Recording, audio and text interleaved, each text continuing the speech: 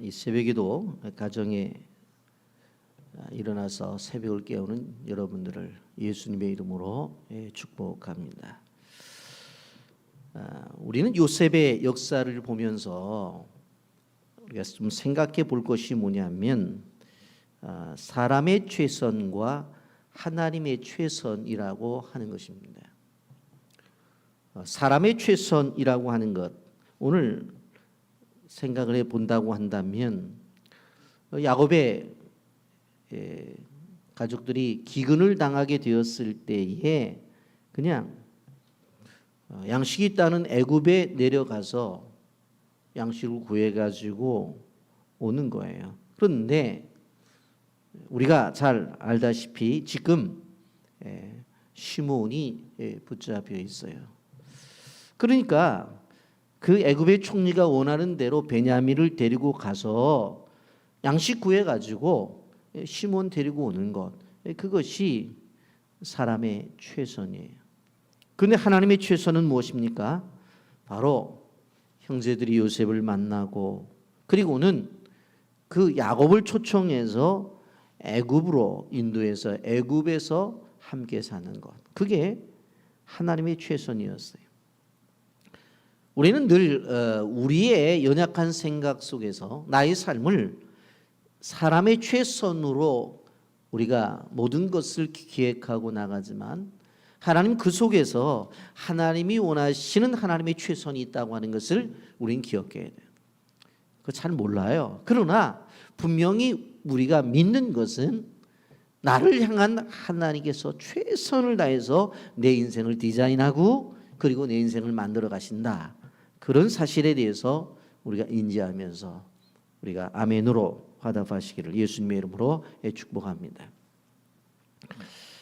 여러분, 오늘 그 16절부터 20절 말씀까지 보게 되어지면 이제 바로가 요셉의 가족들을 이제 초청을 하는 장면이 나오게 되어지는데, 여기에 16절에 보면 요셉의 형들이 왔다는 소문이 바로의 궁에 들림에 그랬어요.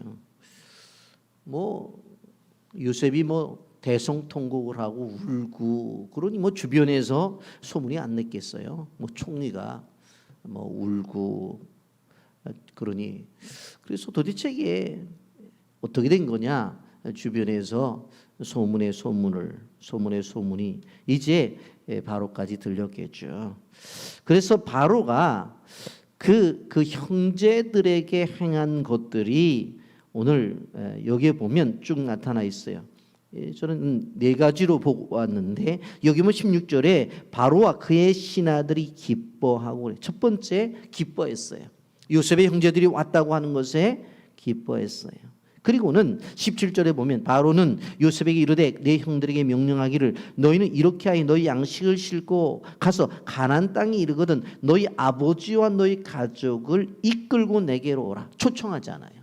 형제들에게 야, 올라가서 그 아버지가 살아있다고 했는데 그 요셉 총리가 얼마나 아버지를 보고 싶겠느냐, 가서 뵙는 것도 좋지만 거기 기근이 들었다고 하니까 이 땅으로 와라. 두 번째, 초청을 합니다. 세 번째, 무엇을 해요? 초청을 한 다음에 여기에 보면 18절 하반절에 너희에게 애굽의 좋은 땅을 주리니 너희가 나라에 기름진 것을 먹으리라. 그렇게 말을 해요. 여기에 보면 좋은 땅을 주겠다. 좋은 땅을 주겠다.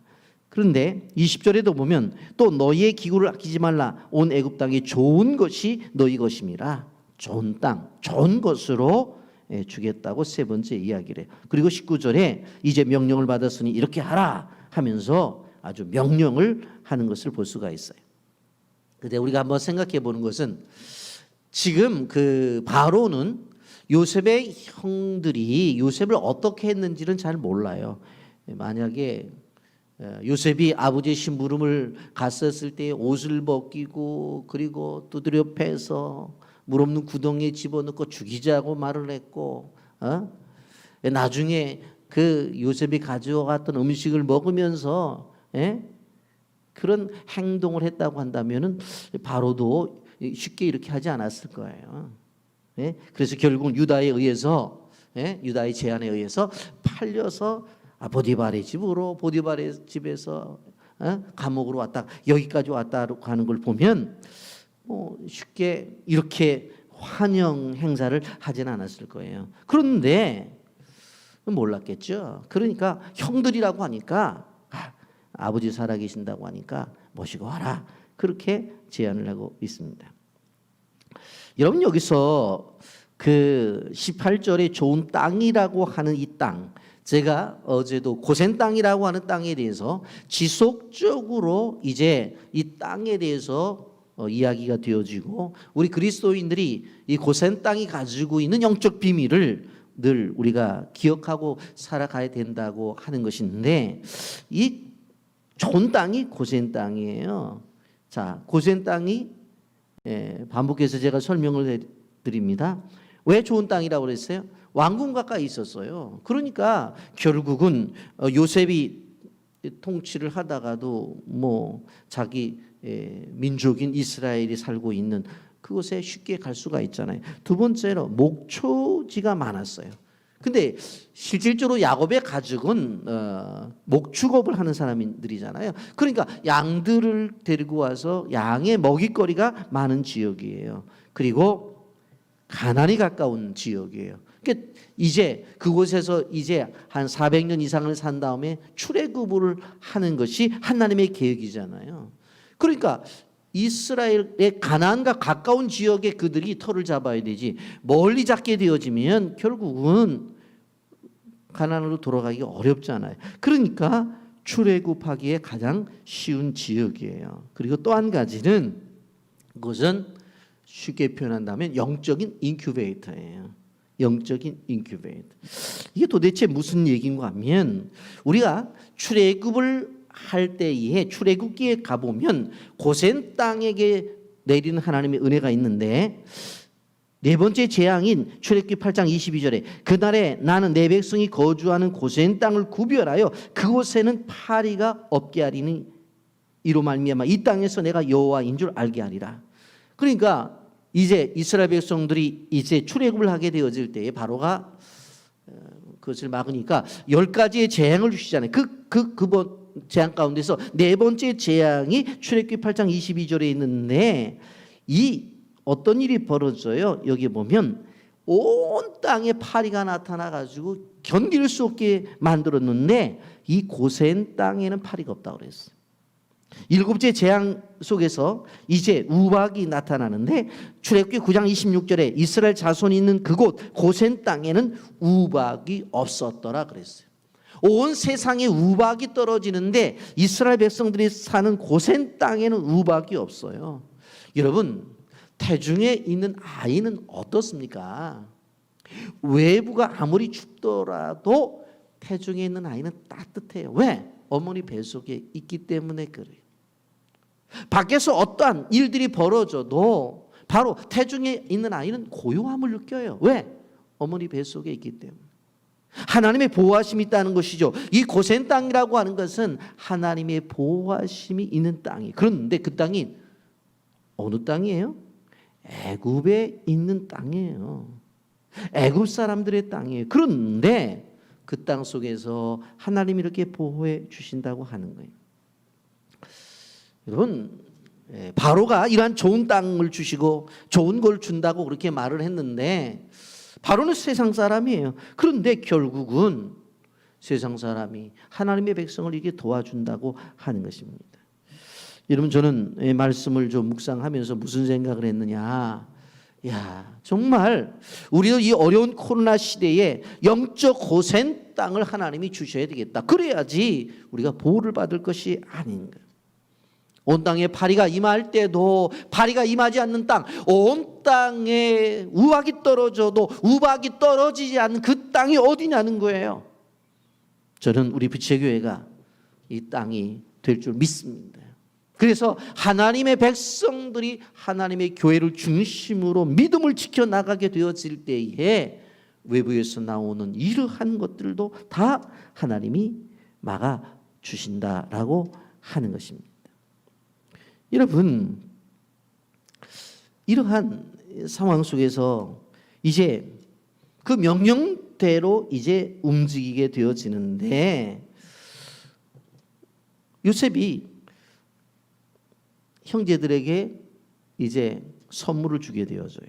22절에 보면 또 그들에게 다 각기 옷 한 벌씩을 주되 베냐민에게는 은 300과 옷 5벌을 주고 그러면서 아버지에게 줄 것들을 23절에 쭉 얘기하죠. 또 그같이 그 아버지에게 보내되 순나기 10필에 애굽의 아름다운 물품을 실리고 암나기 10필에는 아버지에게 길에서 드릴 곡식과 떡과 양식을 실리고 아버지에게 드릴 것들은 아주 많이 준비한 것을 볼 수가 있어요. 그러면서 24절에 이에 형들을 돌려보내며 그들에게 이르되 당신들은 길에서 다투지 말라 하였더라.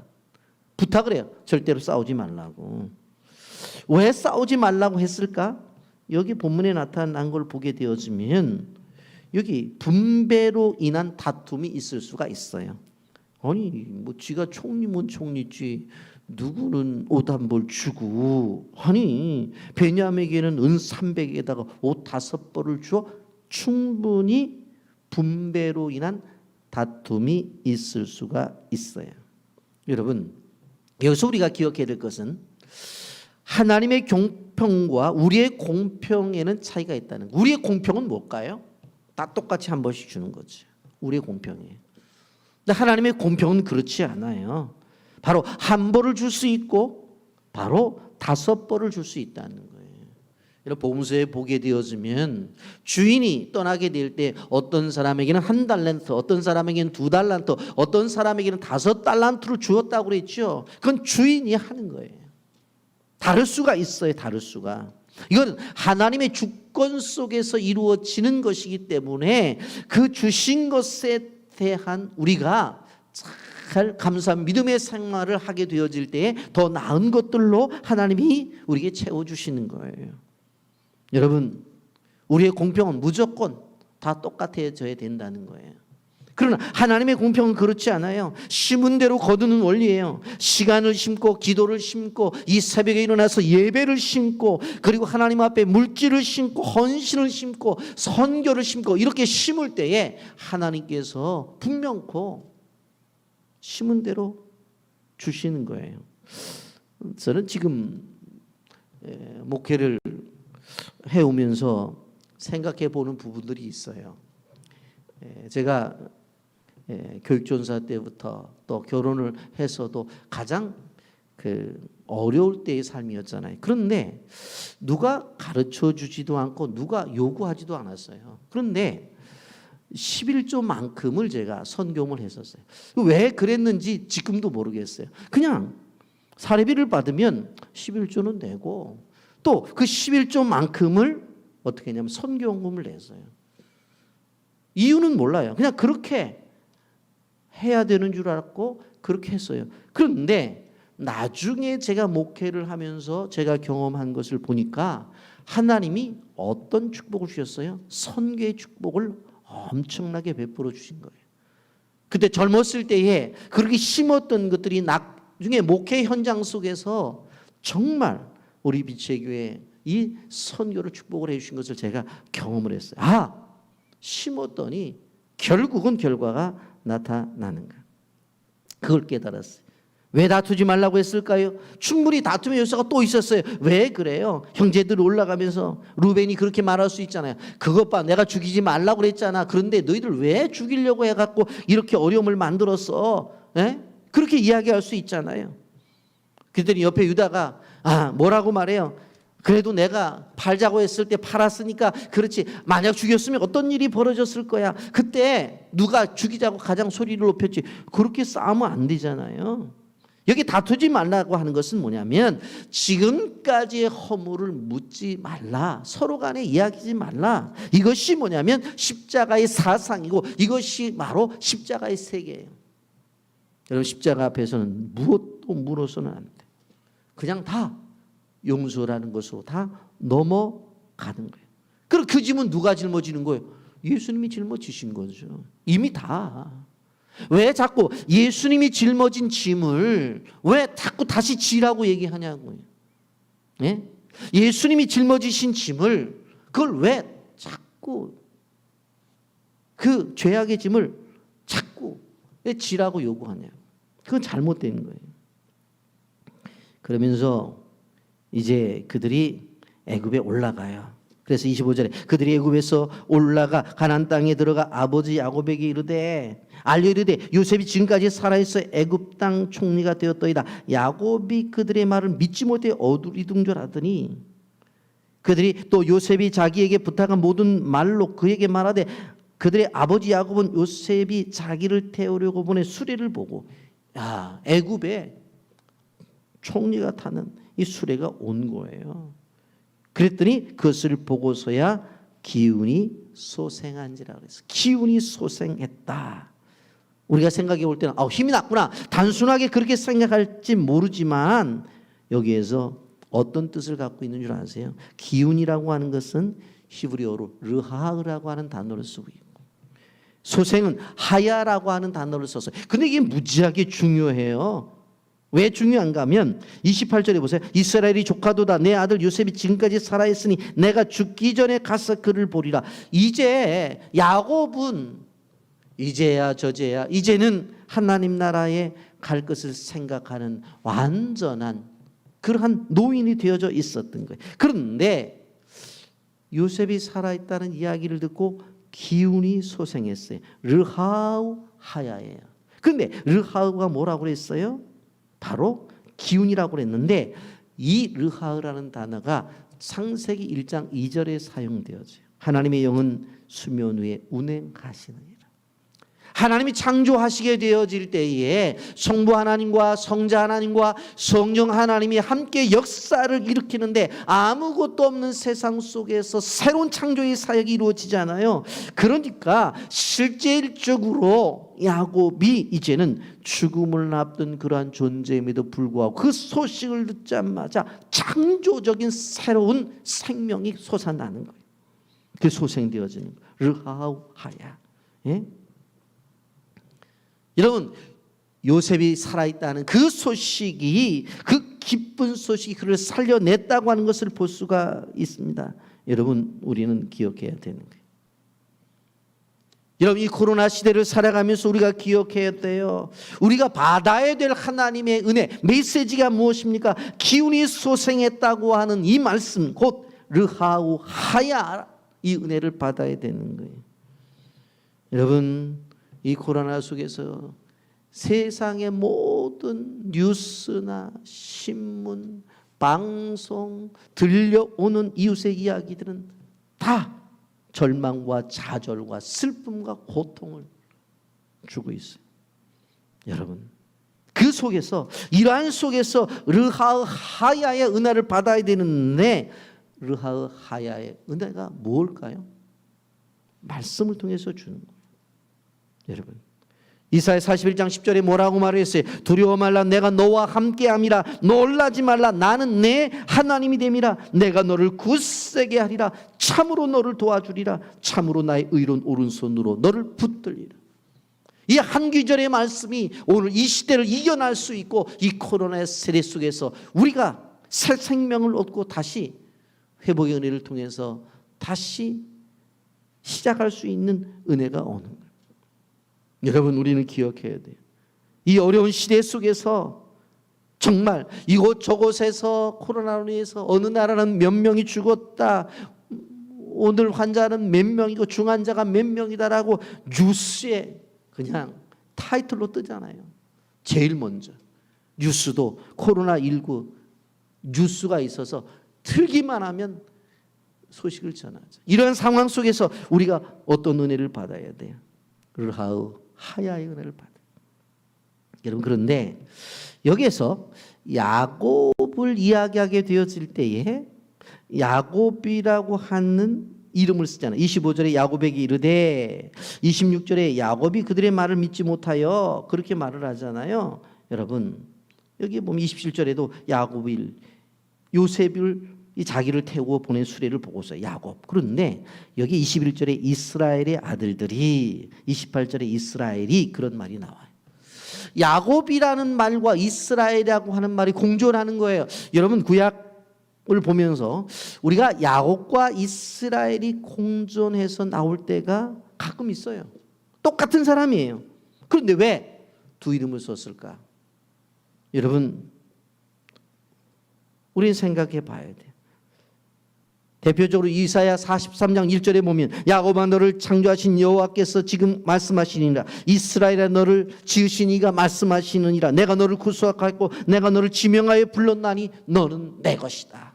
You are mine. 너는 내 것이다. 그렇게 말을 하잖아요. 야곱아 이스라엘아. 야곱아 이스라엘아. 우리는 이 야곱과 이스라엘이 공존되는 이름들을 보게 되어질 때 이스라엘이라는 이름이 어떤 뜻을 가지고 있어요? 창세기 32장 28절에 보면 바단 아람에서 돌아오게 되어질 때 야복강에서 시름을 하잖아요. 그래서 그때 환도뼈가 부러지면서 너는 야곱이라 하지 않고 이스라엘이라고 했잖아요. 그때 이스라엘 이름을 받아요. 그 뜻이 뭐예요? 하나님과 겨루어 이겼다. 하나님과 겨루어 이겼다. 결국은 하나님과 겨루어 이긴 사람들에게 주는 축복을 이야기하게 될 때에 바로 이스라엘이라는 이름을 쓴 것을 볼 수가 있어요. 21절 이스라엘의 아들들이 그대로 와서 요셉이 바로에게 명령대로 그들에게 수레를 주고 길 양식을 주며 하면서 정말로 풍성함을 이야기할 때에 이스라엘이라는 이름이 나오잖아요. 28절 이스라엘이 이르되 조카도다. 내 아들 요셉이 지금까지 살아있으니 내가 죽기 전에 가서 그를 보리라. 요셉의 살았다는 소식을 들었을 때 야곱이라는 이름을 쓰지 않고 이스라엘이라고 하는 이름을 쓰잖아요. 여러분 오늘 이 시대에 우리도 꼭 기억해야 돼요. 야곱이 이스라엘로 바뀌는 그 놀라운 그 소망을 바라보면서 오늘의 나가 아닌 내일의 나, 지금의 내가 아닌 미래의 나를 생각하면서 하나님이 준비하신 걸 생각해야 돼. 우리가 코로나 시대를 지나가지만 그러나 이 코로나 이후에 어떻게 되어질까? 그것을 생각할 때 많은 사람들이 뭐 코로나 이전과 같지 않다. 맞아요. 코로나 시대와 같지 않다. 맞아요. 그럼 코로나 이후는 어떻게 될 것이냐? 우리 그리스도인들은 더 나아질 것이다. 그 속에 하나님의 축복이 더 준비가 되어져 있다. 야곱이 이스라엘 된 것처럼 우리도 그렇게 바뀌어진 세상을 우리가 살아갈 것이다. 그 중심에 누가 있을 것이냐? 내가 있을 것이고 그 중심에 우리 가정이 있을 것이고 그 중심에 우리 교회가 있을 것이다. 그 중심에 우리 대한민국이 있을 것이다. 그런 생각 갖고 믿음을 갖고 나가야 된다. 그럴 때 야곱이 이스라엘이 되어 받은 축복이 우리의 축복이 될 수가 있다. 꼭 기억하시기를 바랍니다. 여러분 말씀을 정리합니다. 하나님 우리가 사는 가정, 내가 다니는 직장, 내가 신앙생활하는 빛의 교회가 바로 고센 땅이 되게 하여 주시옵소서. 아무리 파리가 들끓어도 이스라엘 백성들이 있는 땅에는 파리 한 마리 없었던 축복을 받게 하옵소서. 온 땅이 우박이 떨어져서 못 살겠다고 아우성을 쳐도 이스라엘 백성들이 있는 곳에는 우박이 떨어지지 않은 것처럼 그 은혜를 주옵소서. 그리고 기운이 솟행했던 것처럼 르하고 하야의 축복을 주셔서 정말로 이 어려움 속에서 바로 세상이 창조되었을 때에 창세기 1장 2절에 하나님의 신이 하나님의 영이 수면 위에 운행하셨던 것처럼 성령을 통해서 이 어려운 세대를 재창조의 역사를 경험하면서 살아가게 하옵소서. 오늘의 기도 제목입니다. 기도하겠습니다.